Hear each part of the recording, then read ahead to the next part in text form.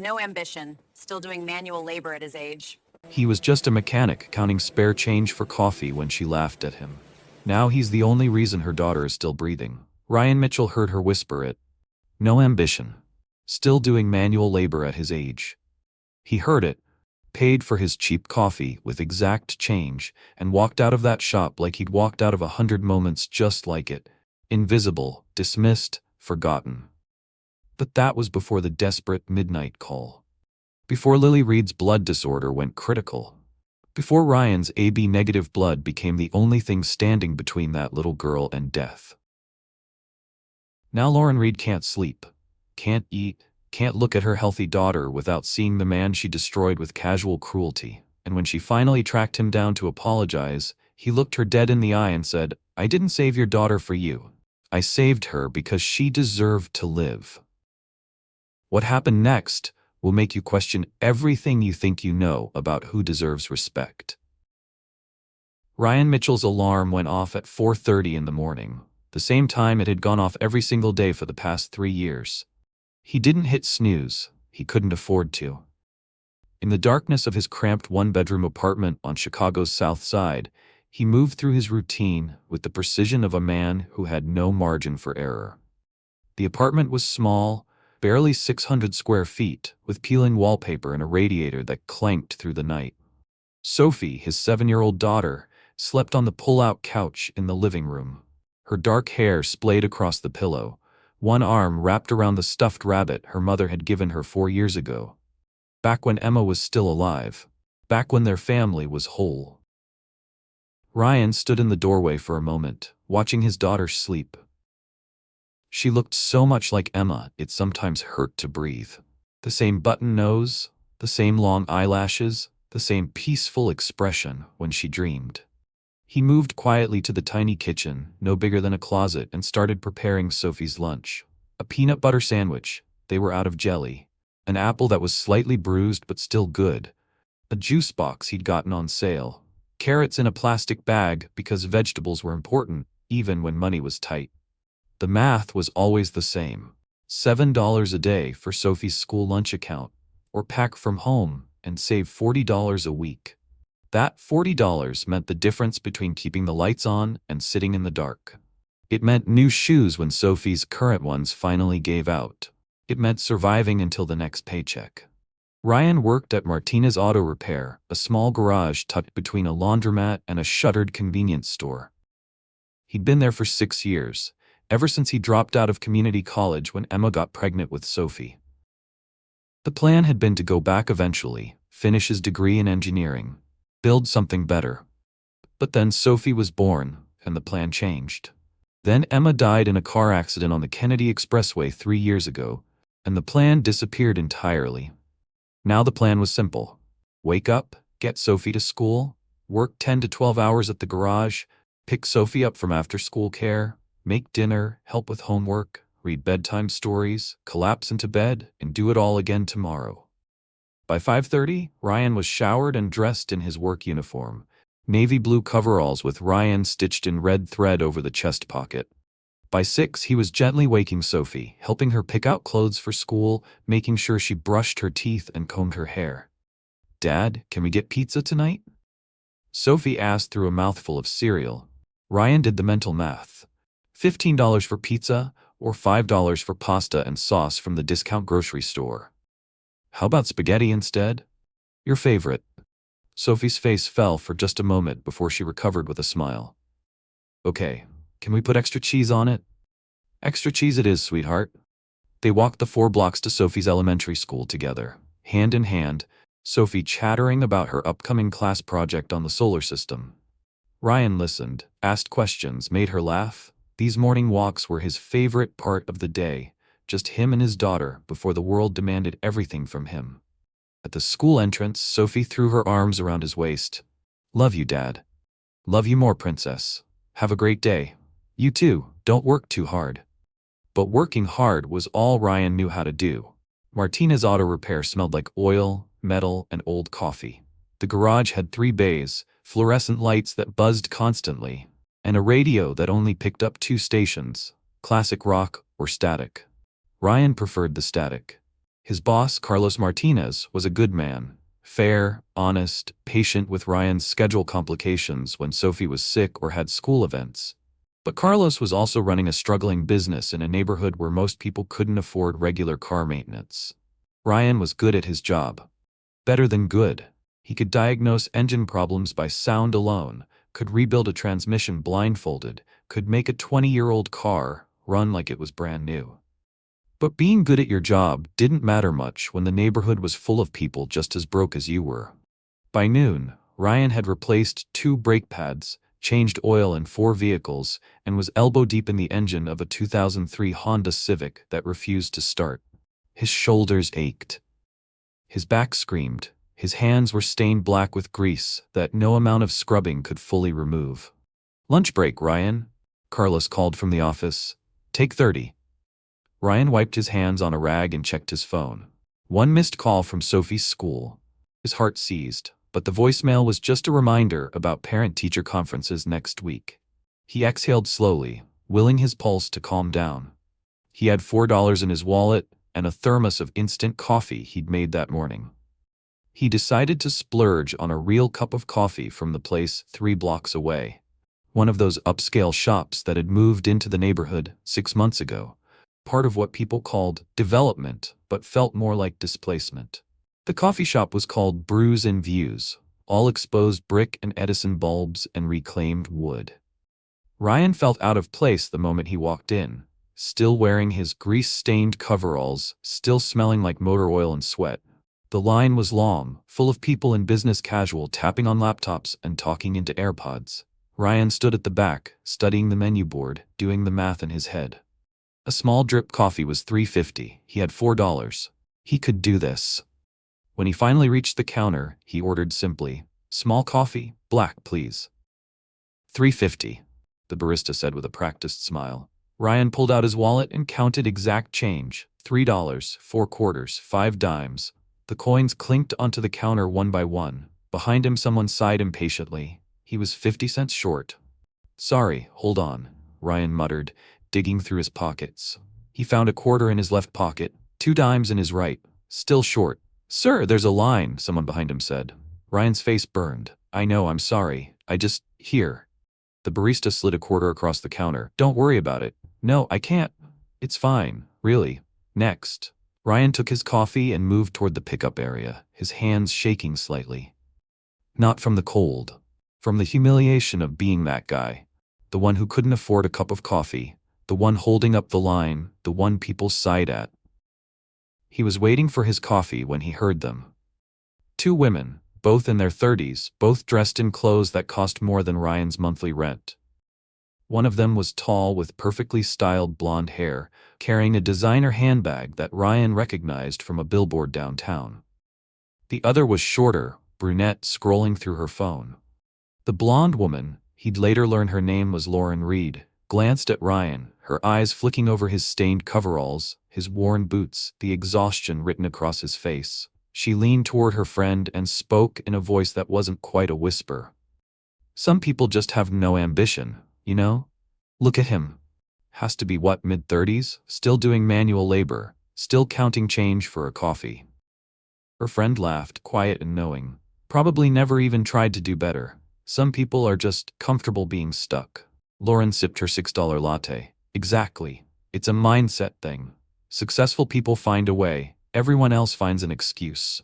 Ryan heard every word. He developed a thick skin over the years. You had to, when you were poor in a city that worshipped wealth. But something about this moment, about these women who knew nothing about his life, his struggles, his daughter, his dead wife, his sacrifices, something about it cut deeper than usual.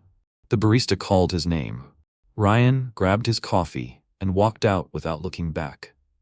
He sat on a bench outside the shop, drinking his $3.50 coffee that had cost him his dignity, and stared at the city skyline in the distance. All those tall buildings, all those offices full of people like those women, living lives he'd never understand. His phone buzzed. A text from Sophie. "Love you, Dad. Mrs. Patterson says I got 100% on my spelling test." Ryan smiled, the tension in his shoulders easing slightly. This was why nothing else mattered. Sophie didn't care that her dad was a mechanic. She didn't care that they lived in a tiny apartment or that they couldn't afford pizza every night. She just cared that he loved her, that he showed up, that he tried. He texted back, "So proud of you, princess. That deserves extra cheese on our spaghetti tonight." 3 smiley face emojis came back instantly. Ryan finished his coffee, threw the cup away, and walked back to the garage. He had 4 more hours of work before he could pick up Sophie. 4 more hours of engines and oil and aching muscles. He didn't think about the women in the coffee shop again. Not that day anyway. Not until the night everything changed. 3 weeks passed in Ryan's usual rhythm. Wake up, work, Sophie, sleep, repeat. Winter had settled into Chicago with a vengeance. Temperatures in the teens, snow piling up on sidewalks, the kind of cold that made your bones hurt.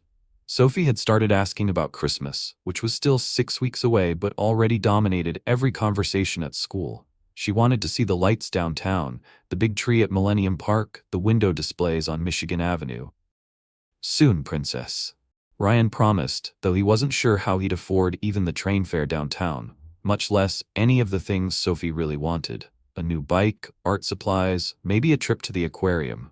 On a Tuesday evening in mid-February, Ryan picked up Sophie from after-school care as usual. She was quiet on the walk home, which wasn't like her.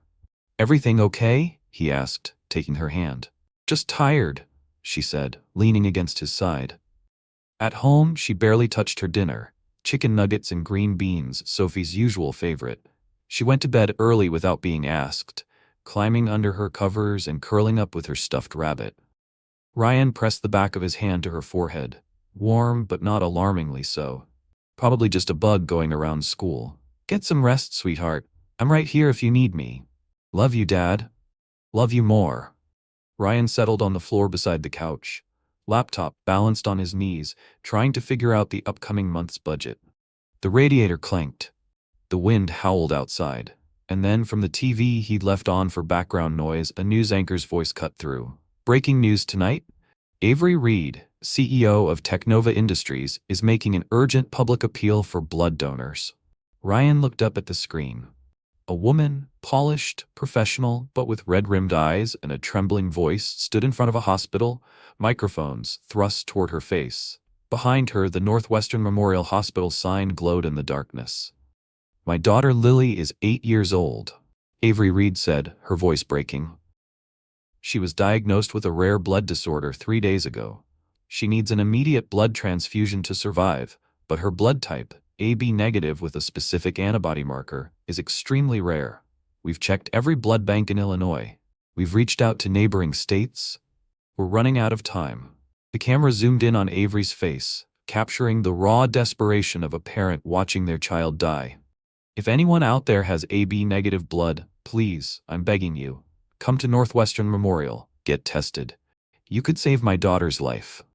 She's just a little girl. She loves soccer and reading and making up songs. She wants to be a veterinarian when she grows up. Please, please help her have that chance." The news anchor reappeared. "Reed is offering a $50,000 reward to anyone who successfully donates and saves her daughter's life. For more information." Ryan wasn't listening anymore. He was staring at the wallet on the coffee table, at the blood donor card tucked inside. The card he'd gotten 2 years ago when he donated at a work blood drive. AB negative. He pulled out the card, studied it under the lamplight. AB negative. He'd always known it was rare, but he'd never thought much about it. Sophie stirred on the couch, coughing softly in her sleep. Ryan thought about what it would feel like to watch her child dying, to be powerless, to beg strangers for help. He thought about Emma, about those final moments when the paramedics had worked frantically to save her while he stood on the side of the highway, useless and terrified. He thought about Sophie, about what he'd do if she were the one in that hospital bed. The answer was simple. Anything. Everything. He'd give his last breath if it meant she'd survive. He picked up his phone and searched for Northwestern Memorial's number. If you've ever had to make a choice between self-preservation and helping a stranger, drop a comment below.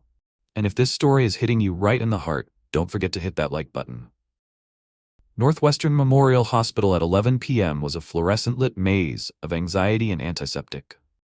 Ryan had left Sophie with Mrs. Chen, their elderly neighbor who sometimes watched her in emergencies, promising he'd be back before morning. The emergency blood donation center had been set up in a conference room on the third floor. When Ryan stepped off the elevator, he saw at least 50 people crowded in the hallway, all hoping to be Lily Reed's match. A harried-looking nurse with a clipboard worked her way through the crowd, checking identification, asking preliminary questions. When she reached Ryan, her professional smile was worn thin by exhaustion. Name? Ryan Mitchell. Blood type? AB negative. Her eyes snapped up from the clipboard. You're certain? Yes, ma'am. I have my donor card. He handed it over. She studied it for a long moment, then spoke into a radio clip to her scrubs. I need Dr. Patel at intake immediately. Priority 1. Within minutes, Ryan was rushed past the waiting crowd into a private testing room. A doctor, Dr. Patel, according to her badge, drew multiple vials of blood with steady, practiced hands. How long have you known you're AB negative? She asked. Couple years, found out at a work blood drive. Have you donated before? Twice, once at work, once at a community center. Any health conditions, medications, recent travel outside the country? Ryan answered each question honestly. No, and no. He was healthy if exhausted, clean if broke. Dr. Patel labeled the vials carefully. We need to run a full compatibility panel. It'll take about 45 minutes. There's a waiting room down the hall. Coffee and sandwiches are free. Help yourself. Is she? Ryan hesitated. The little girl. Is she going to make it? Dr. Patel's expression softened. Not without the right donor, and probably not even with one, if we don't find them in the next few hours. Her body is shutting down. Ryan felt something cold settle in his chest. Then I hope I'm a match. So do I. The waiting room was full of other potential donors, all hoping to be the hero. Ryan sat in a corner with a cup of terrible coffee, listening to fragments of conversation around him. I heard the reward is $50,000. Can you imagine? That kind of money would change everything. I mean, I'd donate anyway, but the money sure doesn't hurt. Ryan said nothing. He hadn't come for money. He'd come because a father's worst nightmare was playing out in real time somewhere in this hospital, and if he could stop it, he had to try. His phone buzzed. A text from Mrs. Chen. Sophie's still sleeping. Don't worry. Take your time. He texted back his thanks, then leaned his head against the wall and closed his eyes. 45 minutes stretched into an hour, then 90 minutes. Ryan was about to ask what was taking so long when Dr. Patel appeared in the doorway, her eyes scanning the room until they landed on him. Mr. Mitchell, can you come with me, please? He followed her down a series of corridors, deeper into the hospital. They passed the pediatric ICU where through a window Ryan could see a small form in a bed surrounded by machines, tubes, and monitors. A woman sat beside the bed holding the child's hand, her head bowed. Is that her? Ryan asked quietly. Lily? Dr. Patel nodded. And her mother, Avery Reed. They continued to a consultation room. Dr. Patel closed the door and gestured for Ryan to sit. Mr. Mitchell, your blood is a match. Not just compatible, it's perfect. The antibody markers align exactly with what Lily needs.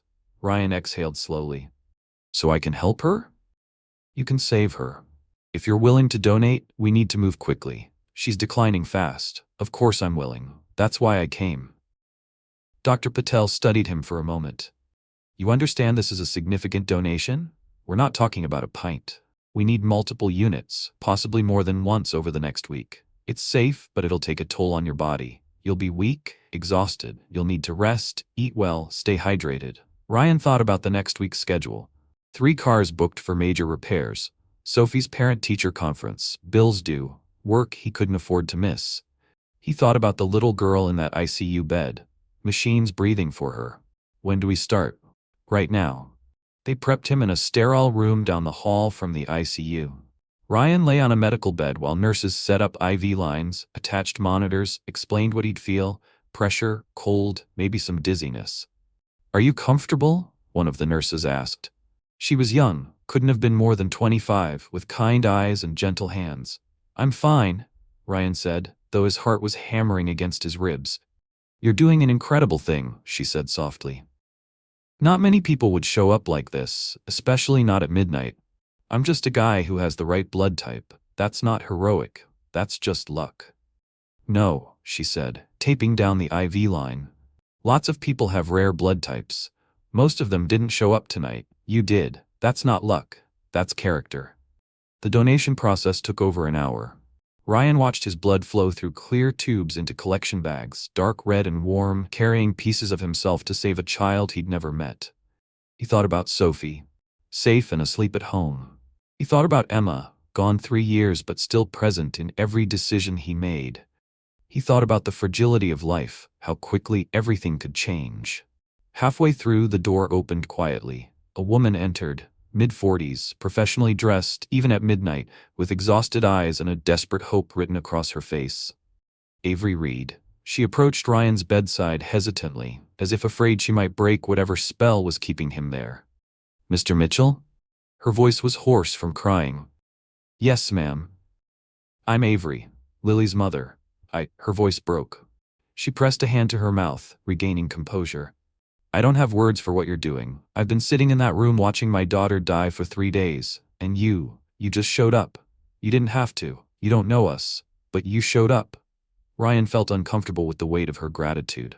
"I have a daughter too. She's 7. If it were her in that bed, I'd be begging strangers for help. I'm just doing what I hope someone would do for Sophie."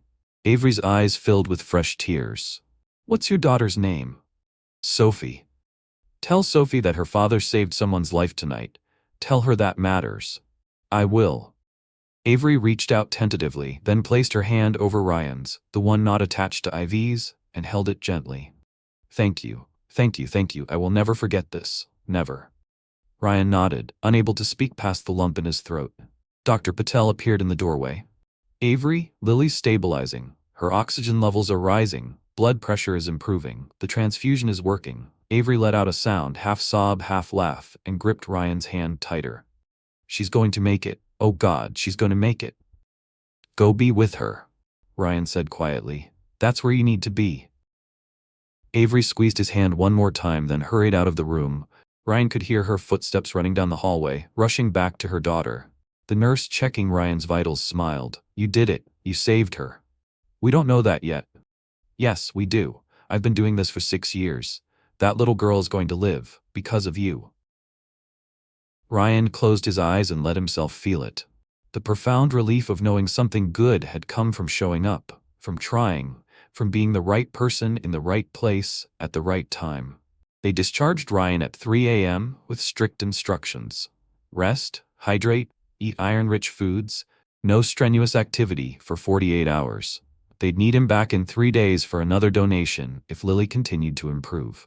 Ryan agreed to everything, then took a lift home, a luxury he couldn't afford but was too exhausted to avoid, and climbed the 3 flights to his apartment. Mrs. Chen was asleep in his worn armchair. Sophie was still curled up on the couch, breathing evenly.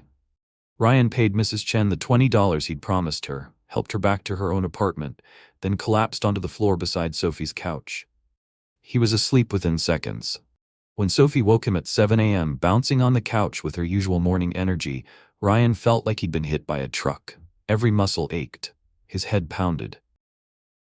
His arm throbbed where they'd drawn the blood. But Sophie was smiling, healthy, alive. And somewhere across the city, another little girl was alive too. "Dad, did you save her? Did you save the girl from TV?" Ryan pulled himself into a sitting position, wincing. "I hope so, Princess. I knew you would. You're the best dad in the whole world." She threw her arms around his neck, and Ryan held her tight, breathing in the smell of her strawberry shampoo, feeling her heartbeat against his chest. "I love you so much, Sophie. Love you too. Can we have pancakes?" Ryan laughed despite the exhaustion. "Absolutely. Pancakes it is." The news broke that afternoon. Anonymous donor saves CEO's daughter. Ryan watched the coverage on his phone during a lunch break he barely had time for. Avery Reed giving a press conference, Lily visible through a hospital window behind her, sitting up in bed, color returning to her face. "I can't share the donor's identity per their request," Avery said into the cameras. "But I want them to know, wherever they are, that they gave me my daughter back. They gave our family a future, and we will spend the rest of our lives trying to be worthy of that gift." Ryan turned off his phone and went back to work. Carlos pulled him aside later that afternoon. "That was you, wasn't it? The donor." Ryan didn't answer directly. "How's the transmission coming on the Ford?" "Ryan?" I'd rather not talk about it. Carlos studied him for a long moment, then clapped him on the shoulder. You're a good man. Better than most. I'm really not. I'm just a dad who got lucky with genetics. But Carlos was already walking away, shaking his head with something that looked like pride. Over the next 2 weeks, Ryan donated 2 more times. Each time his body protested more loudly. Each time he showed up anyway, Lily improved steadily. The doctors declared her out of danger. The news cycle moved on to other stories. Ryan went back to his regular routine: work, Sophie, bills, exhaustion. He didn't tell anyone except Carlos what he'd done. He didn't want attention or praise.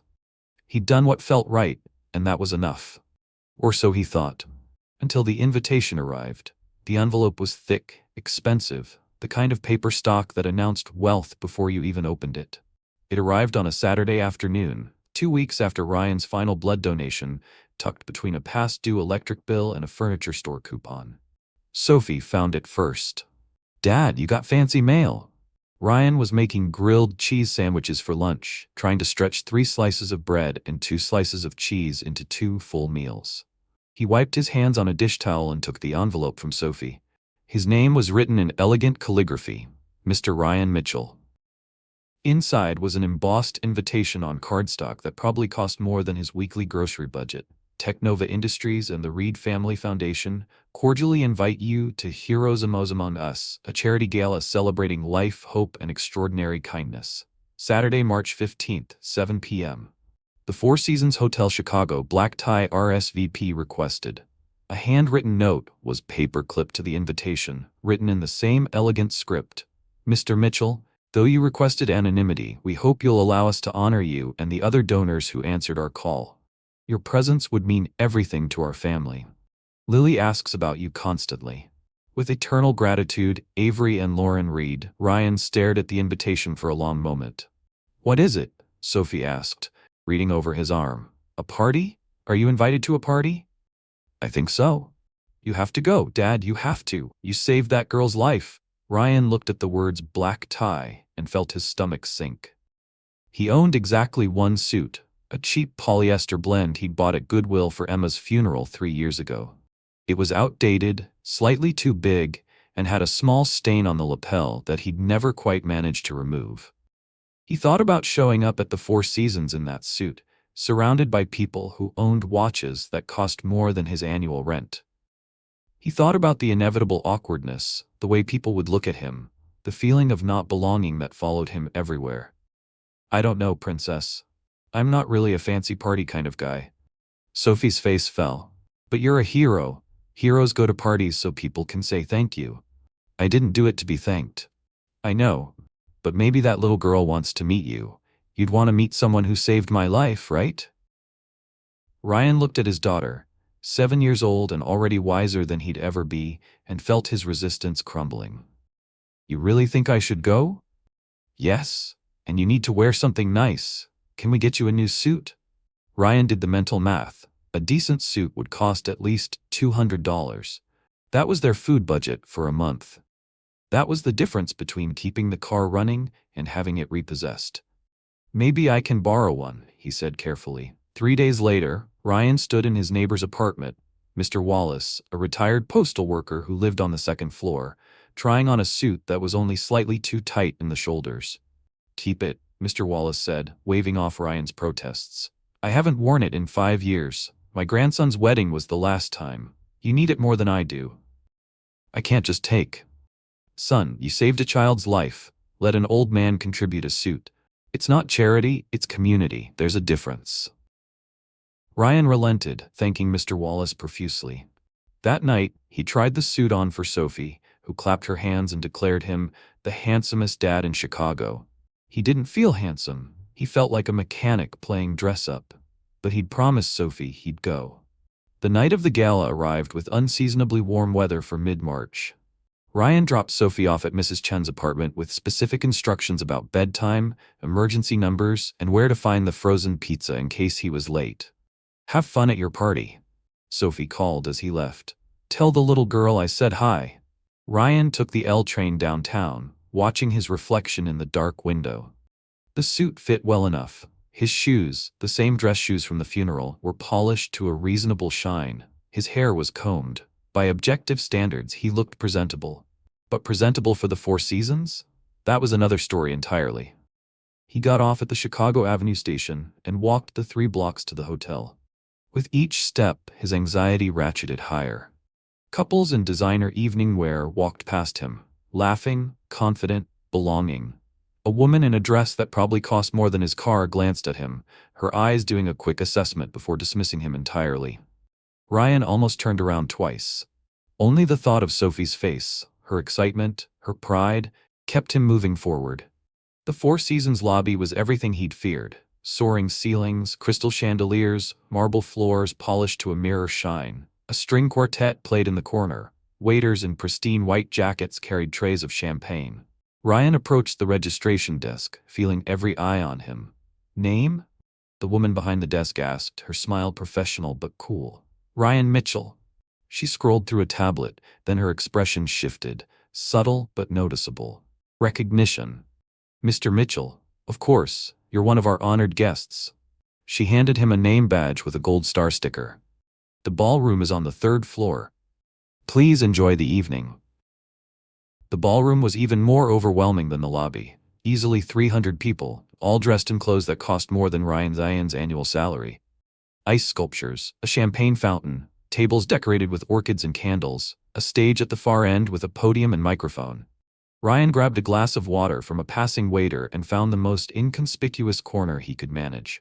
For the first hour, he was largely invisible, exactly how he preferred it.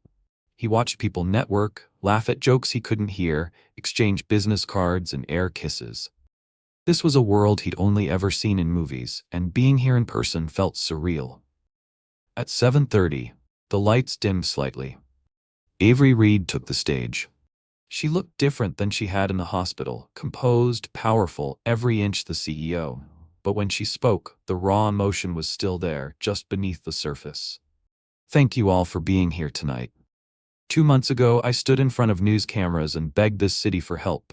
My daughter Lily was dying, and I was powerless to stop it. I thought I knew what power meant. Boardrooms, decisions, market share. But real power is being able to save your child's life. And I had none." She paused, her voice thickening. But this city, this incredible, generous city, had power. Over 200 people showed up at the hospital that night, willing to be tested, willing to help a stranger. And 5 of you were matches. 5 people gave their blood, their time, their strength to save my daughter. Avery gestured to someone off stage. "Lily, can you come here, sweetheart?" A little girl walked onto the stage, thin, still pale, but smiling. She wore a pink dress and had a bow in her curly hair. She looked so much like Sophie, it made Ryan's chest ache. The room erupted in applause. Avery wrapped her arm around Lily's shoulders. "This is why we're here, because 5 strangers decided that this little girl's life mattered. I want to invite those 5 heroes to join us on stage so we can thank them properly." Ryan's heart sank. He hadn't expected this. Public recognition. A spotlight. Everyone staring. But people were already looking around the room, looking for the gold star badges. An older man near the front stood up, making his way to the stage.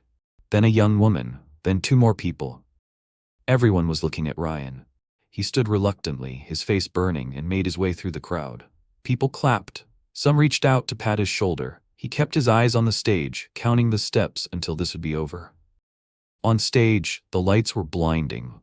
Avery shook each donor's hand, thanking them personally. When she reached Ryan, she held his hand in both of hers. "You came back 3 times, she said softly, just for him. 3 times when your body was already depleted. That's not just generosity, that's heroism." Ryan shook his head.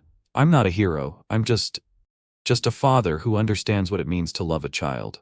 I know, that's what makes it heroic." Lily stepped forward, looking up at Ryan with wide brown eyes. She held out a folded piece of paper. "I drew this for you." Ryan took it carefully, unfolding it to reveal a crayon drawing, 2 stick figures holding hands, one tall and one small. Above them she'd written in careful letters, "Thank you for saving my life." Something broke open in Ryan's chest. He knelt down to Lily's level. "You're welcome, sweetheart. I'm so glad you're okay. My mom says you have a daughter too." "I do. Her name is Sophie. She's about your age. Can I meet her someday?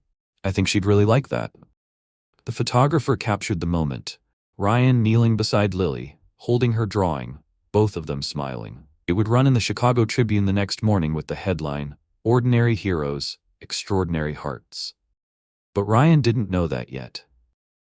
After the stage recognition, he escaped back to his corner, hoping to wait out another hour before leaving without being rude. He was studying Lily's drawing, thinking about showing it to Sophie, when he heard a voice behind him. "That was really beautiful, what you did." Ryan turned. A woman stood there, late 30s, perfectly styled blonde hair, wearing a dress that probably cost more than his car was worth. She held a glass of champagne and offered a practiced smile. She looked familiar. Very familiar. "Thank you," Ryan said carefully. "I'm Lauren Reed, Avery's wife, Lily's other mom." She extended her hand. Ryan shook it, his mind racing. Reed, Lauren Reed. Where had he? And then it hit him like a freight train. The coffee shop. 3 weeks before the blood donation. Some people just have no ambition. Look at him, has to be what, mid-30s? Still doing manual labor. Recognition must have shown on Ryan's face because Lauren's smile faltered. She was studying him now, her eyes narrowing slightly, tracing the details of his face. "Have we met before?" she asked slowly. Ryan could have lied, could have said no, let it go, walked away. But 3 years of exhaustion, 3 years of being invisible, 3 years of hearing people like her dismiss people like him, it all came rushing to the surface. "Yes," he said quietly. "We've met." Lauren frowned, thinking, "I don't remember." "Brews and Views, about 5 weeks ago. You were with a friend. I was in line ahead of you, counting change for a cup of coffee." He watched the color drain from Lauren's face as the memory clicked into place. "I was wearing my work coveralls," Ryan continued, his voice still soft but edged with something harder. "Grease-stained, exhausted, couldn't quite afford the coffee, had to borrow a quarter from the barista." Lauren's hand went to her throat. "Oh God, you said," and I'm quoting here, "some people just have no ambition, still doing manual labor at his age.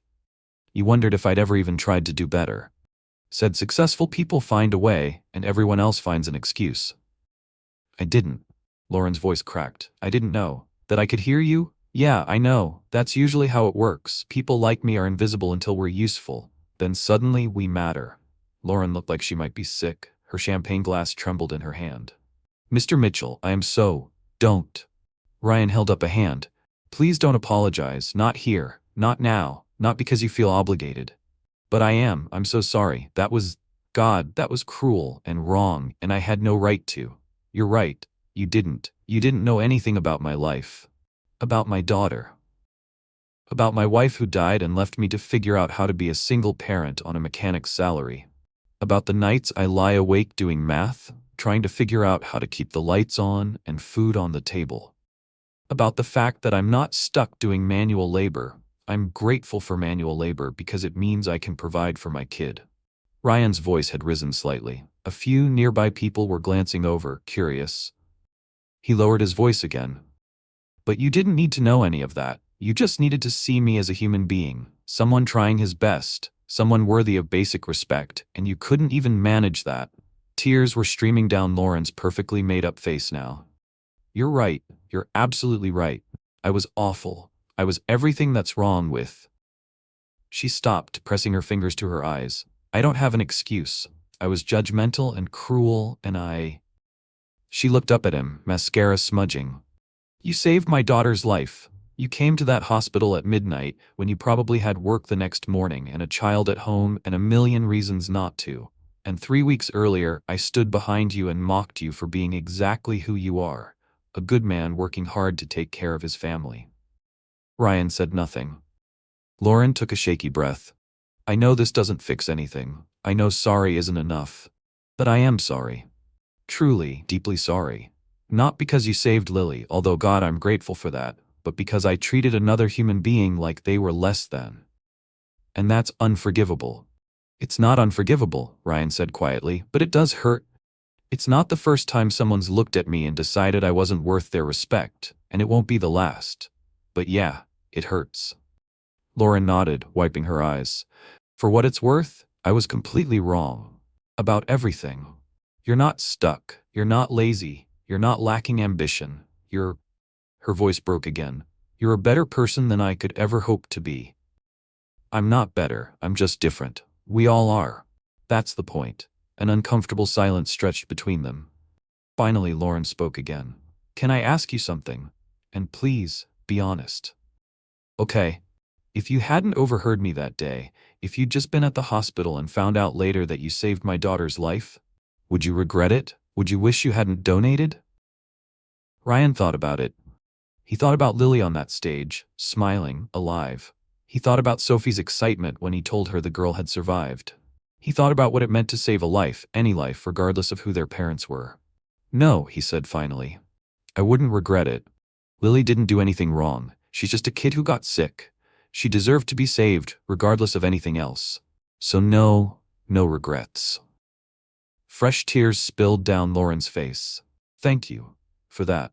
For everything. Ryan nodded slowly. I should probably go. I have a babysitter waiting and… Of course, I won't keep you, but Mr. Mitchell? He paused. I meant what I said. I'm sorry, and I'm going to do better, be better, because of what you taught me tonight. I didn't teach you anything. I just existed while you finally noticed. With that, Ryan walked away, leaving Lauren standing alone in the glittering ballroom, her world fundamentally shaken. Ryan made it to the elevator before his hand started trembling. He leaned against the wall as it descended, Lily's drawing still clutched in his fingers, his heart pounding. He'd confronted her. Actually called her out. Told the truth instead of swallowing it like he always did. And he didn't feel victorious, he just felt tired. Outside, the March air was cool and clean. Ryan walked to the L station, loosening his borrowed tie, thinking about Sophie waiting at home, thinking about the alarm that would go off at 4:30 tomorrow morning, thinking about how his regular life was waiting for him, unchanged despite everything. He was halfway home when his phone buzzed. An unknown number. The text read, "This is Avery Reed. Lauren told me what happened. I'm so sorry for my wife's past behavior. If there's anything we can do to make this right, please let us know. You've given us everything we want to give back." Ryan stared at the message for a long moment. Then he typed back, "There's nothing to make right. Just love your daughter and treat people kindly. That's all any of us can do." He hit send and turned off his phone. When he got home, Sophie was still awake, sitting on the couch with Mrs. Chen, both of them watching a movie. "Dad, how was it? Did you see the little girl? Did she remember you?" Ryan sank onto the couch beside his daughter and showed her Lily's drawing. Sophie's eyes went wide. "She made this for you?" "She did. Can we put it on the refrigerator?" "Absolutely." Sophie snuggled against his side. "I'm proud of you, Dad." Ryan kissed the top of her head. "I'm proud of you too, Princess." Mrs. Chen left quietly, refusing Ryan's offer of payment. "You've done enough good for 1 month, young man." And suddenly it was just Ryan and Sophie in their small apartment. "Dad? Yeah? Are we heroes now?" Ryan thought about Lauren's face when she realized who he was. About Avery's desperate gratitude. About Lily's smile on that stage. About the way the world saw him versus how he saw himself. "No, sweetheart. We're just us, and that's enough." Sophie yawned and curled up tighter against him. "I think being just us is pretty great." "Me too, Princess. Me too." Have you ever confronted someone who misjudged you? How did it feel? Drop a comment and let us know. And if this story is making you feel something real, hit that subscribe button. We're just getting started. Lauren Reed didn't sleep that night. She sat in the master bedroom of their Lincoln Park penthouse, still wearing her gala dress, staring out at the Chicago skyline as it glittered against the darkness. Beside her, the bed was empty. Avery had fallen asleep in Lily's room, something she'd done every night since bringing their daughter home from the hospital. Lauren replayed the conversation with Ryan Mitchell over and over, each repetition sharpening the edges of her shame. "You didn't know anything about my life. You just needed to see me as a human being. It's not the first time someone's looked at me and decided I wasn't worth their respect." She'd built an entire career on reading people, on understanding what they needed, on creating experiences that made them feel seen. She was Lauren Reed, sought-after event planner to Chicago's elite, the woman who could transform any space into something magical. But she hadn't seen Ryan Mitchell at all. She'd looked right at him and seen nothing. Less than nothing. An inconvenience, a cautionary tale. Someone whose struggles were their own fault, whose exhaustion was a character flaw. And that man had saved her daughter's life. Lauren pressed her palms against her eyes, but the tears came anyway, hot, bitter, unstoppable. At 3 a.m, she finally left the bedroom and padded down the hallway to Lily's room. The nightlight cast soft shadows across the walls, which were covered in artwork Lily had made during her recovery, crayon drawings of rainbows and flowers and their family. Avery was curled up on the reading chair beside Lily's bed, one hand stretched out to touch their daughter's arm, as if to constantly confirm she was still there, still breathing, still alive. Lauren knelt beside the chair and gently shook Avery's shoulder. "Hey," she whispered. "Come to bed." Avery stirred, her eyes opening slowly. "What time is it? Late or early, depends on your perspective." Avery sat up, rubbing her neck. She looked at Lauren more closely. "Have you been crying? I need to tell you something about tonight, about Ryan Mitchell." They moved to the living room so they wouldn't wake Lily. Lauren made coffee. Neither of them would drink, and sat across from her wife, hands wrapped around the warm mug like an anchor. "I knew him," Lauren said quietly, "before the donation, before any of this." Avery frowned. "What do you mean?" "5 weeks ago, that coffee shop near my office, Brews and Views. I was there with Melissa, going over the Hartman wedding details, and Ryan was in line ahead of us." The story spilled out, the grease-stained coveralls, the exact change, the borrowed quarter, Lauren's careless comment, her friends' laughter, the way they dismissed him without a second thought. "And tonight?" What Lauren continued, her voice breaking. "He was there. At the gala. And I didn't recognize him at first because he was wearing a suit and She stopped, pressing her hand to her mouth. "I introduced myself, made small talk, and he looked at me, and he knew. He remembered every word I'd said." Avery's face had gone pale. "Lauren, he quoted me, Avery, word for word. Said I told my friend that people like him have no ambition, that he'd never tried to do better, that successful people find a way and everyone else finds an excuse." Lauren's voice rose despite her efforts to stay quiet. "And then I found out he's a widower, a single father, working 16-hour days to keep his daughter fed, and he still showed up at midnight to save a stranger's child." Silence filled the room. Finally, Avery spoke, her voice tight with something Lauren had rarely heard from her wife. "Disappointment. How could you say something like that to anyone?" "I don't know. I don't." Lauren broke down completely. "I was awful. I was everything I hate about this world, about people with money and privilege who think they're better just because they have more. And I didn't even realize I was doing it." Avery stood up and walked to the window, arms crossed. "That man gave his blood 3 times. Did you know that? The doctors said most people's bodies would have shut down after 2 donations that close together, but he came back a 3rd time because Lily needed more. He was so depleted they had to give him IV fluids just so he could walk out of the hospital." Lauren felt physically sick. "And you mocked him," Avery continued, not looking at her. 3 weeks before he saved our daughter's life, you stood in a coffee shop and mocked him for being exactly the kind of person who shows up when it matters. I know. God, I know. And I apologized. I tried to. An apology doesn't fix this, Lauren. You can't just say sorry and move on. That man will remember what you said for the rest of his life. Every time someone treats him like he's less than, he'll remember that even the mother of a child he saved used to think he was worthless." The words landed like physical blows. Avery turned around, and Lauren saw tears on her wife's face.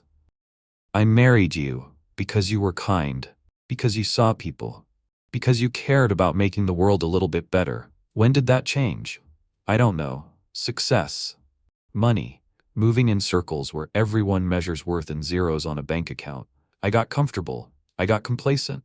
I started thinking that because I worked hard for what we have, anyone who doesn't have it just didn't work hard enough.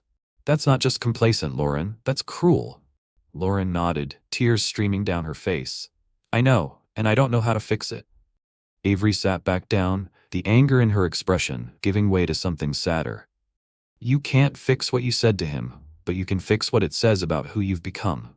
"How?" "By being better, by seeing people again, really seeing them.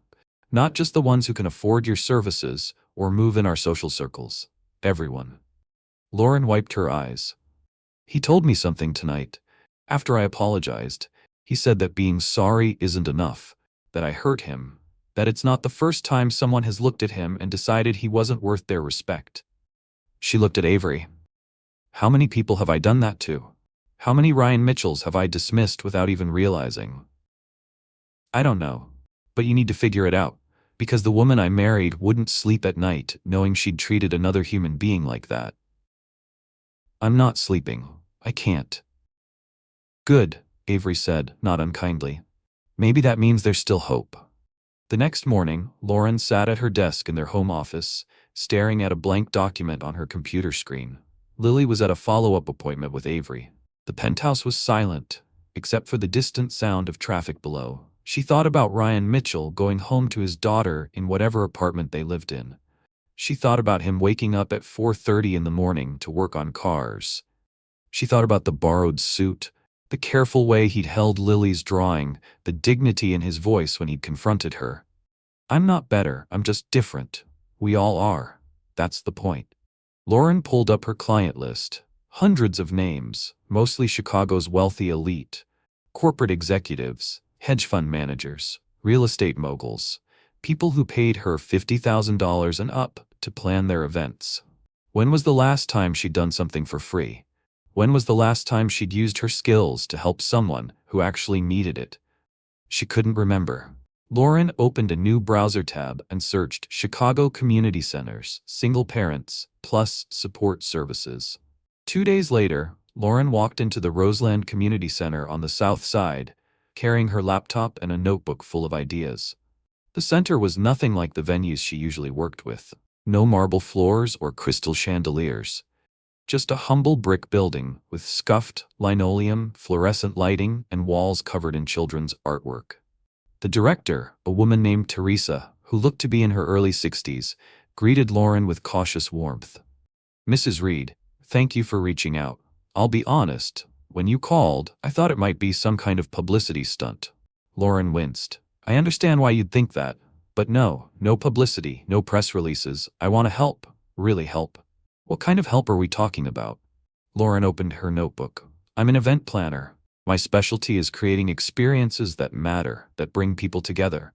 I want to do that here, for your community, free of charge. Teresa raised an eyebrow. What's the catch? No catch. Lauren hesitated, then decided on honesty. Someone recently showed me that I've lost sight of what matters, that I've been so focused on serving the wealthy that I've forgotten about everyone else. I want to do better. And I'm hoping you'll let me start here. Teresa studied her for a long moment. What did you have in mind? What does your community need? What would make a real difference? Teresa sat back in her chair thinking. We have a lot of single parents here, working 2, sometimes 3 jobs. They don't have money for their kids' birthday parties or celebrations. Most of them haven't had a date night in years because childcare is too expensive. And our annual fundraiser usually brings in maybe $5,000 because we don't know how to market it properly. Lauren started taking notes. Tell me more. For the next 2 hours, they talked. Teresa shared stories. Single mothers working overnight shifts, fathers choosing between rent and their kids' school supplies, families one emergency away from homelessness. People like Ryan Mitchell. People Lauren had walked past every day without seeing. I want to do something, Lauren said finally. Something big, a fundraiser that actually raises serious money. And I want to create a program, monthly celebrations for the families here. Birthday parties, holiday events, things they wouldn't otherwise be able to afford. That's ambitious, Teresa said carefully, and expensive. I'll fund it personally for the first 6 months. After that, the fundraiser should cover ongoing costs. If it doesn't, I'll figure something out. Why? Teresa asked bluntly.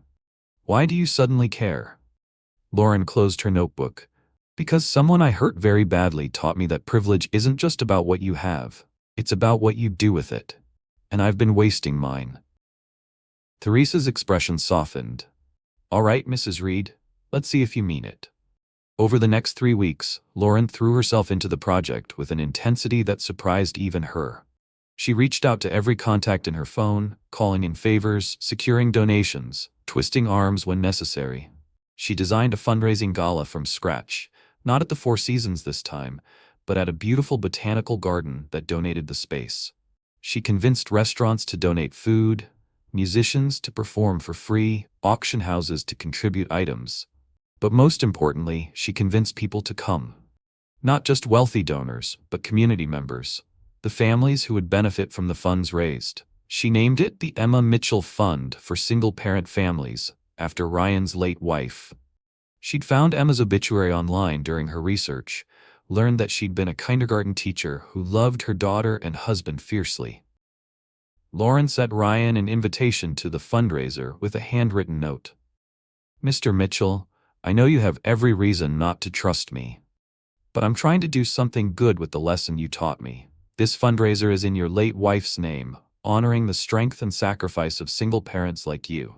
I hope you'll come, but I'll understand if you don't. Trying to be better, Lauren Reed." She didn't expect a response. She didn't get one. The night of the fundraiser, the botanical garden was transformed into something magical. String lights hung between trees. Round tables were covered in simple but elegant decorations. A jazz band played softly in the background. But what made it different from Lauren's usual events was the guest list. Yes, there were donors in designer clothes, but there were also single parents in their best Target outfits, families who'd never been to anything this fancy, children running between tables with wonder in their eyes. Lauren worked the room tirelessly, not networking for her business, but actually talking to people, learning their stories, seeing them. A single mother named Jasmine told her about working 2 jobs while putting herself through nursing school. A father named David shared how he'd been raising his 3 daughters alone since his wife died of cancer. A grandmother named Ruth explained how she was raising her grandchildren after their parents were killed in a house fire. Each story broke Lauren's heart a little more, and each one reinforced why this mattered. The fundraiser raised $73,000, enough to fund the community center's programs for 2 years. As the evening wound down and families began leaving, Teresa found Lauren standing alone near the garden entrance. "You did it," Teresa said quietly. "You really did it." "This is just the beginning," Lauren replied. "I want to do this every year, and I want to expand the monthly celebration program to other community centers across the city." "You've changed," Teresa observed. "Since that first meeting, you seem different." "I'm trying to be. Someone once told me that we all have prejudices. The question is what we do when we see them." Lauren smiled sadly. "I'm trying to do better." "Well, whatever prompted this transformation, I'm grateful for it. You've given these families hope." After Teresa left, Lauren sat on a bench in the garden, exhausted but feeling something she hadn't felt in years. Purposeful. Her phone buzzed, a text from an unknown number. "I heard about the fundraiser. Emma would have loved this. Thank you for honoring her memory. Ryan Mitchell." Lauren stared at the message, tears blurring the words. He hadn't come. She hadn't really expected him to. But he'd acknowledged what she was trying to do. It wasn't forgiveness. Not yet. Maybe not ever. But it was a start. She texted back, "Thank you for teaching me what matters. I'm going to spend the rest of my life trying to be worthy of that lesson." 3 dots appeared, then disappeared. No response came. Lauren put her phone away and looked up at the stars visible through the garden's glass ceiling. Somewhere in this city, Ryan Mitchell was probably putting his daughter to bed, reading her a story, being the kind of hero who never made headlines. And Lauren Reed was finally beginning to understand what heroism actually meant. 3 months passed. The Emma Mitchell Fund became one of Lauren's primary focuses. She still ran her event planning business, but she'd made changes, taking on fewer high-end clients, dedicating more time to community work, training her staff to see beyond the obvious. Avery watched the transformation with cautious optimism. Their relationship, strained by Lauren's revelation, slowly began to heal as Lauren proved through action that she meant what she'd said. Lily thrived. Her color returned, her energy came back, her laughter filled their home again. She started 2nd grade in the fall, joined a soccer team, made friends easily, and she asked about Ryan Mitchell constantly. "Can we invite him over for dinner?" she'd ask. "Can Sophie come to my birthday party? Can I write him a letter?" Lauren and Avery always gave the same answer. We'll see, sweetie. They didn't want to push. Ryan had every right to want nothing to do with them beyond the life-saving donation. His brief text about the fundraiser was more grace than they deserved. But Lily was persistent, and 8-year-olds have a way of breaking through walls that adults build. One Saturday morning in early September, Lily decided to take matters into her own hands. "Mom? Mama?" she called from her room. "I need help with something." Lauren found her sitting at her desk surrounded by art supplies, working on an elaborate drawing. "What are you making, sweetie?" "An invitation for Mr. Mitchell and Sophie to my birthday party." Lauren's heart clenched. "Lily, honey, I don't know if... I know he might say no, but I want to ask, is that okay?" How could she say no to that? "Okay," Lauren agreed. "We can ask." Ryan stared at the envelope in his hands. It had arrived that morning, with Sophie's name written in careful, childish handwriting on the front. Inside was a hand-drawn invitation, crayon rainbows and glitter glue, with Lily's 9th birthday party written across the top in purple marker. Below the drawing, in that same careful script, "Dear Sophie, I'm having a birthday party on Saturday, September 21st at 2 p.m. at Lincoln Park Zoo.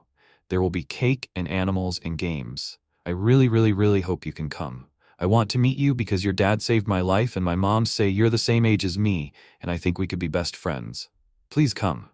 Love, Lily." At the bottom, in adult handwriting, "Mr. Mitchell, we would be honored if you and Sophie could join us. No pressure, no expectations, just two kids who deserve to meet. The Reed family." Sophie had been bouncing off the walls since the invitation arrived. "Dad, can we go?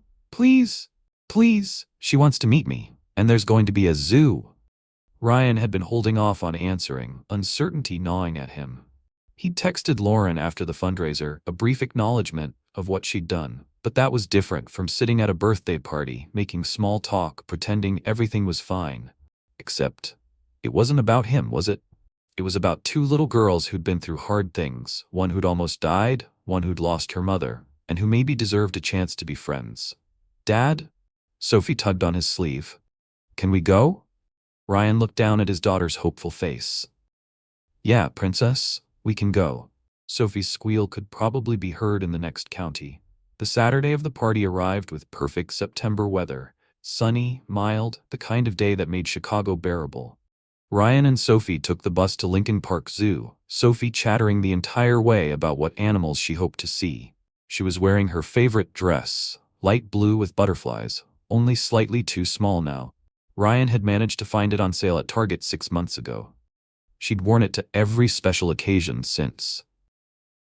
Ryan wore jeans and a button-down shirt, the nicest outfit he owned that wasn't the borrowed suit. He felt nervous in a way he couldn't quite name. When they arrived at the designated meeting spot near the zoo entrance, a small crowd was already gathered, about 15 kids and their parents, balloons tied to a bench, a table set up with presents and party favors. Lily spotted them first. "Sophie," she yelled, waving enthusiastically. Sophie grabbed Ryan's hand tighter, suddenly shy. "It's okay," Ryan whispered. "Go say hi." Lily ran over, her curly hair bouncing, wearing a birthday crown made of construction paper and rhinestones. "You came. I was so worried you wouldn't come." Sophie smiled hesitantly. "Happy birthday." "Thank you. Do you like animals?" "I love animals, especially penguins and red pandas." "Do you have a favorite?" Just like that, the ice was broken. Within seconds, the two girls were chattering away, and Sophie's shyness evaporated completely. Ryan watched them, something warm expanding in his chest. "Mr. Mitchell?"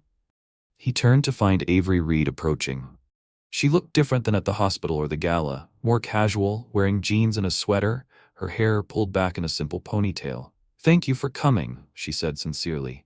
"It means everything to Lily, and to us." "Sophie's been excited all week. Couldn't have kept her away if I tried." Avery smiled. They already looked like they'd been friends forever. It was true. Lily had already grabbed Sophie's hand and was pulling her toward where the other kids were gathering, both of them giggling. "Listen," Avery said, her voice turning more serious. "I want you to know, Lauren has changed. Really changed. The fundraiser was just the beginning. She's been volunteering at community centers every week, using her connections to help people, completely re-examining how she lives her life." Ryan nodded but said nothing. I know that doesn't undo what she said to you, Avery continued, and I'm not asking you to forgive her or even like her. I just wanted you to know that your words affected her deeply. She's trying to be better. That's good, Ryan said carefully. For what it's worth, I never wanted her to suffer, I just wanted her to see. She sees now, probably more clearly than she ever has. A moment of silence passed between them. The girls are waiting, Avery said finally. Shall we? The party was perfect in the way kids' parties should be, chaotic, joyful, loud. The zoo had provided a private guide who took them to see the penguins, the red pandas, the lions. Kids ran ahead, parents followed at a more leisurely pace. And everywhere Ryan looked, children were laughing. Sophie and Lily were inseparable. They held hands as they walked, whispered secrets to each other, took turns pointing out animals. It was like watching two puzzle pieces that had finally found their match. During the penguin feeding, Ryan found himself standing next to Lauren. She didn't say anything at first, both of them just watching their daughters marvel at the birds diving for fish. Finally, Lauren spoke quietly. Thank you for giving them this. They both needed a friend who understands. Understands what?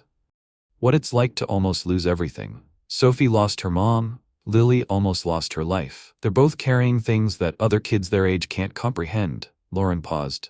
They need each other. Ryan couldn't argue with that. The fundraiser, he said after a moment. Naming it after Emma, that was unexpected. Lauren turned to look at him. I read about her, the obituary, her colleagues' memories. She sounded like an incredible person. She was. I'm sorry for your loss. And I'm sorry that it took almost losing my daughter for me to understand what loss like that really means. Ryan watched Sophie laugh as a penguin waddled particularly close to the glass. Loss changes you, makes you see what matters and what doesn't. I learned that the hard way. So did I, Lauren said softly, just differently. They stood in silence for a few more minutes, watching their daughters until it was time to move on to the next exhibit.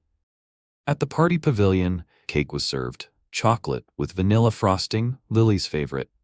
The kids sang Happy Birthday with various levels of enthusiasm. Lily closed her eyes tight and made a wish before blowing out all 9 candles in one breath. What did you wish for? One of the other kids asked. Can't tell, it won't come true. But Lily caught Sophie's eye and smiled, and somehow Ryan knew exactly what she'd wished for. That this friendship, this connection, would last. After cake came presents. Lily opened each one with genuine excitement. Art supplies, books, a soccer ball, gift cards to her favorite stores. When she got to Sophie's gift, wrapped in newspaper comics because that was all they'd had at home, Lily's hands slowed down. She carefully peeled back the paper to reveal a handmade picture frame decorated with painted butterflies and flowers. Inside was the drawing Lily had given Ryan at the hospital, the one with 2 stick figures holding hands. So you never forget that my dad saved your life, Sophie said seriously. And so you remember the day we became friends.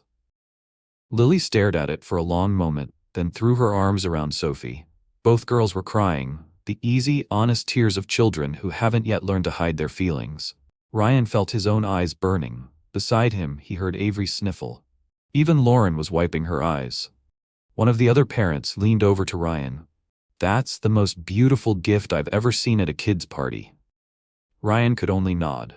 As the party wound down and families began leaving, Sophie and Lily were still playing together, reluctant to separate. Can Sophie come over to our house sometime? Lily asked her mothers. If it's okay with her dad, Avery replied, looking at Ryan. Sophie turned to him with pleading eyes. Can I? Please? Ryan hesitated. A playdate would mean more interaction with the Reed family. More complicated dynamics, more opportunities for discomfort, but it would also mean Sophie having a friend, a real friend. Something she'd struggled to find since Emma died and they'd had to move to a cheaper neighborhood, away from her old school. Sure, princess, if Lily's moms don't mind. We don't mind at all, Lauren said. How about next Saturday? We could pick Sophie up, have her over for a few hours, then bring her home? The logistics were worked out. Phone numbers were exchanged again, this time for coordination rather than gratitude or apology. As Ryan and Sophie prepared to leave, Lily ran up one more time. Mr. Mitchell? Can I hug you? Of course, kiddo. She wrapped her small arms around his waist. Thank you for saving my life. I'm really glad you did. Ryan knelt down to her level. Me too, Lily. Me too. And thank you for letting Sophie be my friend. She's the best birthday present ever. Something in Ryan's chest cracked open. Not painfully, but like a door that had been closed too long finally letting in light. On the bus ride home, Sophie talked non-stop about every moment of the party. The penguins, the cake, the other kids, but mostly Lily. She's so nice, Dad. And she's funny. And she wants to be a veterinarian just like I do. We're going to take care of animals together when we grow up. Ryan smiled. That sounds like a great plan. Can Lily really come visit next week? If her moms bring her, yes. Sophie was quiet for a moment, then asked, Dad, are you still mad at Lily's mama? The one who was mean to you?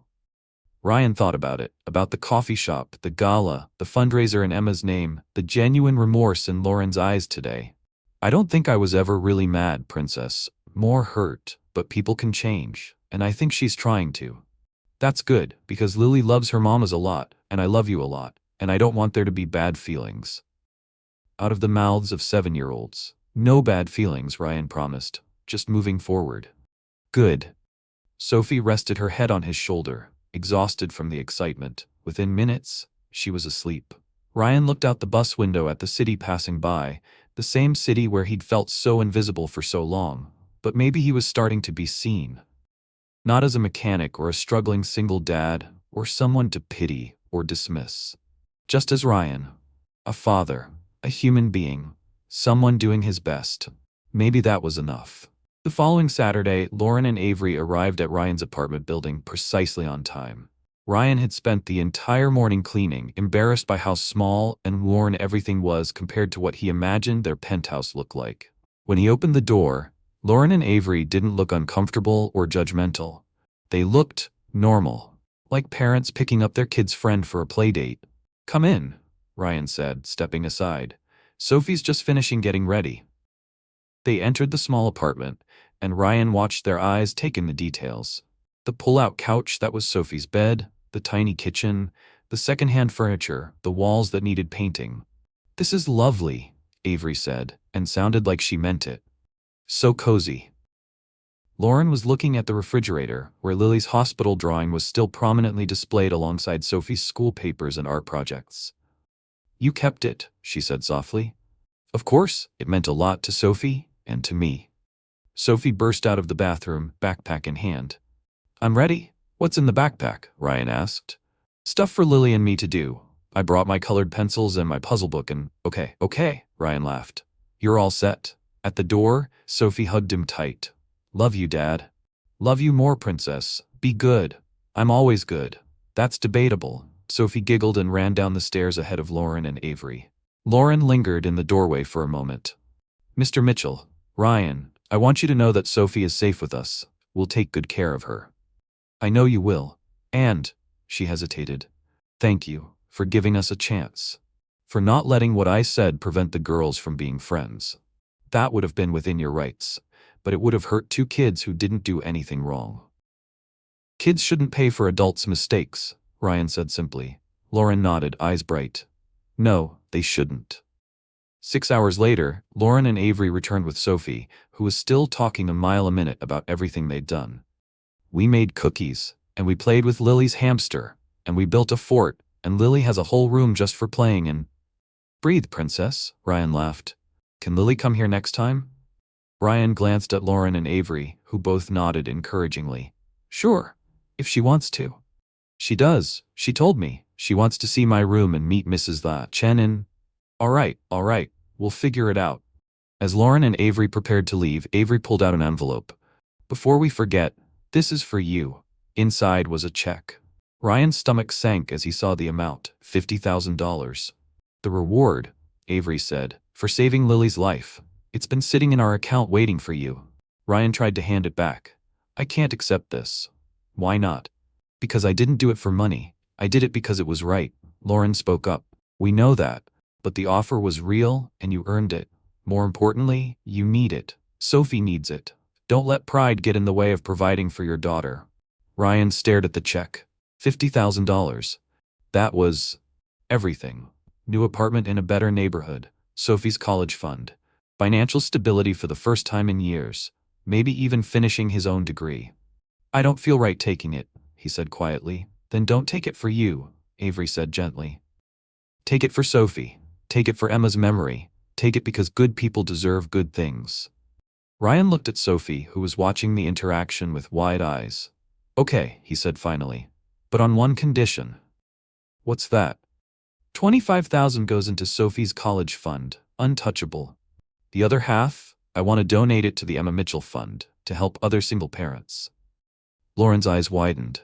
Ryan, you don't have to. I know I don't have to. I want to. Emma would want to. She spent her life helping kids. This is a way to continue that. Avery and Lauren exchanged glances. Then Avery smiled. Deal. But only if you let us match it. 50,000 to the fund in Emma's honor. Ryan felt overwhelmed. That's too much. It's not enough, Lauren said firmly. You gave us everything. This is the least we can do. After they left, Ryan sat on the floor with Sophie, the check still in his hands. Are we rich now, Dad? Sophie asked. Ryan laughed. Not rich, Princess, but comfortable, safer. We'll be okay for a while. Can we get pizza tonight? Yeah, we can get pizza. Sophie cheered, then got quiet. Dad, are you happy? What do you mean? You always look tired and sad sometimes, even when you smile, but today you look different, less sad. Ryan pulled his daughter into his lap. You know what, Princess, I think I am happy, or at least, I'm starting to remember what happy feels like. Because of Lily and her moms? Because of a lot of things. Because of you, mostly. Because life is getting a little bit easier. Because I'm learning that good things can happen, even after bad things. Sophie hugged him tight. I'm glad you're happy, Dad. You deserve to be happy. So do you, sweetheart. So do you. Ryan stood in the doorway of his new apartment, not huge, but clean, safe, in a good neighborhood with good schools. 2 bedrooms, so Sophie finally had her own room. A kitchen with modern appliances, windows that let in natural light. It had been a year since Lily's birthday party at the zoo. A year of changes, growth, healing. Sophie and Lily were best friends now, inseparable. Sleepovers every other weekend, switching between households. Joint birthday parties. Soccer team together. Plans to be veterinarians together when they grew up. Ryan had used part of the reward money to finish his associate's degree in mechanical engineering. He'd been promoted to assistant manager at the garage with a significant raise. He was even starting to date again, a teacher at Sophie's school named Rachel, who understood his priorities and didn't mind taking things slow. The Emma Mitchell Fund had grown beyond anything Ryan had imagined. Lauren had thrown herself into it completely, and it now operated in 12 community centers across Chicago, providing support for over 500 single-parent families. Lauren herself had changed in ways both visible and subtle. She still ran her event planning business, but half her clients now paid nothing, receiving her services for community causes. She volunteered weekly. She'd become an advocate, using her platform to speak about privilege, prejudice, and second chances. Most importantly, she'd become a friend. It had taken months, tentative conversations at playdates, careful discussions about parenting and loss and growth. But gradually, the walls had come down. Ryan had learned about Lauren's own insecurities, the pressure she'd felt to prove herself, the way success had blinded her to everything else. And Lauren had learned about Ryan, not just his struggles, but his humor, his dreams, his love for old movies and crossword puzzles, and teaching Sophie to cook Emma's recipes. They weren't close, exactly, but they were connected, bound by their daughter's friendship and a shared understanding of how much people can change when they choose to. The doorbell rang. Ryan opened it to find the entire Reed family, Avery, Lauren, and Lily, standing there with a potted plant and broad smiles. Housewarming gift, Lily announced, thrusting the plant at Ryan. You didn't have to do that, Ryan said, but accepted it gratefully. We wanted to, Avery said.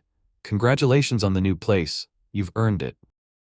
Sophie appeared behind Ryan. Lily, come see my room. I have my own closet. The girls disappeared down the hallway, their laughter echoing. Ryan invited Avery and Lauren inside. They admired the apartment, complimented the setup, asked about his new job. I have something for you, Lauren said, pulling out a photo album. I've been making these for the families in the Emma Mitchell Fund program, documenting their journeys. I made one for you too. Ryan opened it carefully.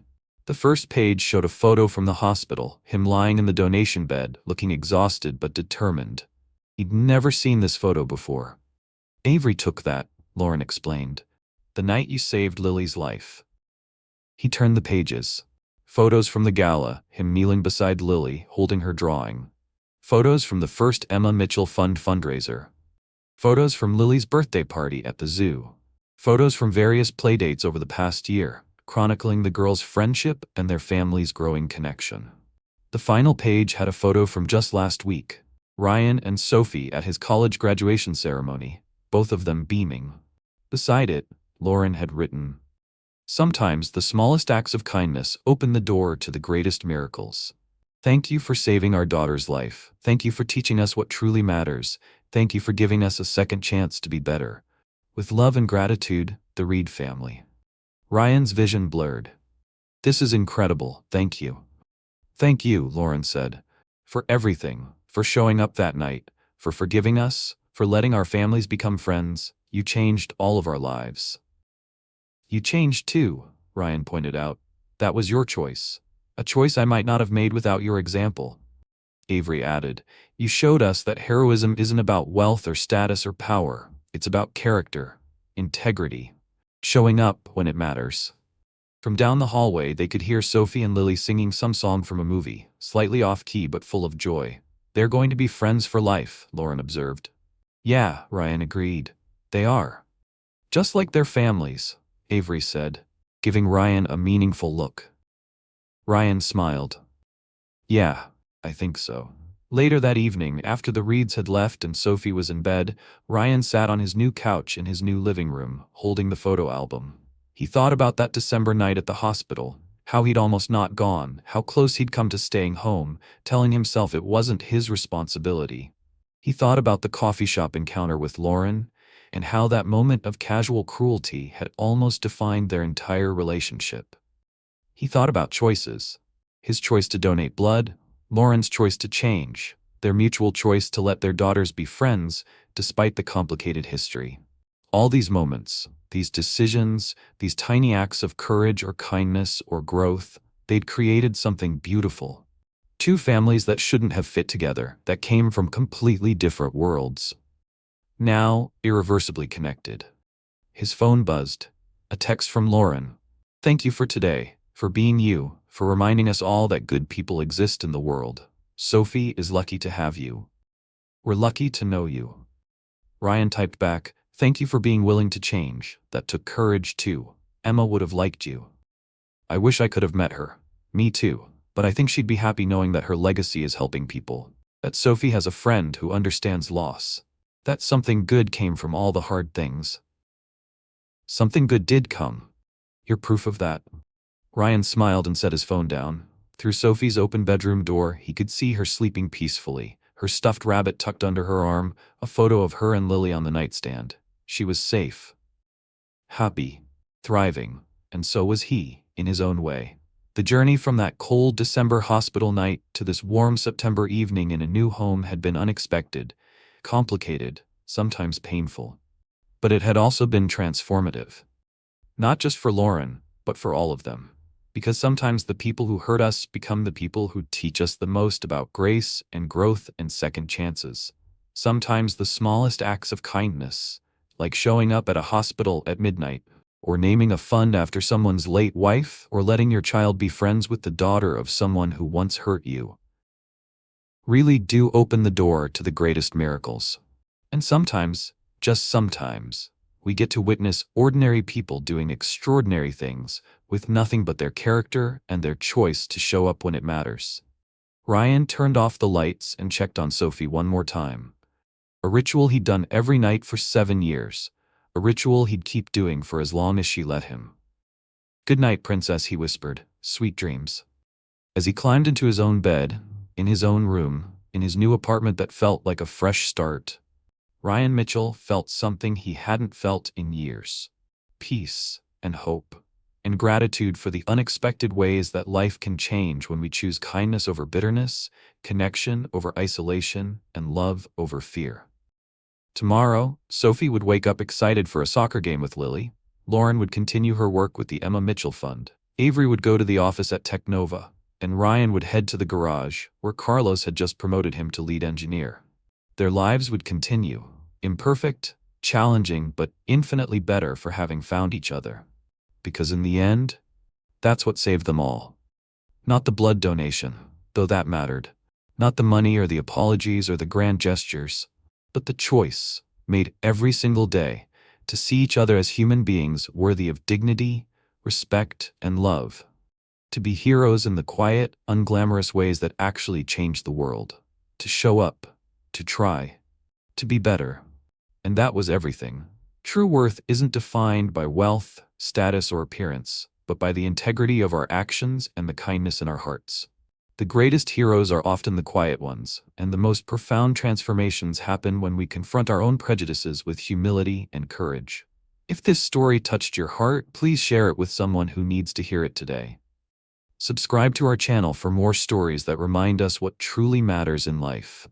And most importantly, be like Ryan Mitchell.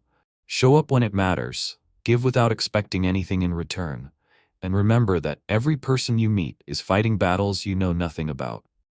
Treat people with dignity. See them as human beings. Choose kindness, because you never know when the person you dismiss today might become the person who saves your life tomorrow. Until next time, keep believing in second chances, in the power of transformation, and in the extraordinary strength of ordinary people.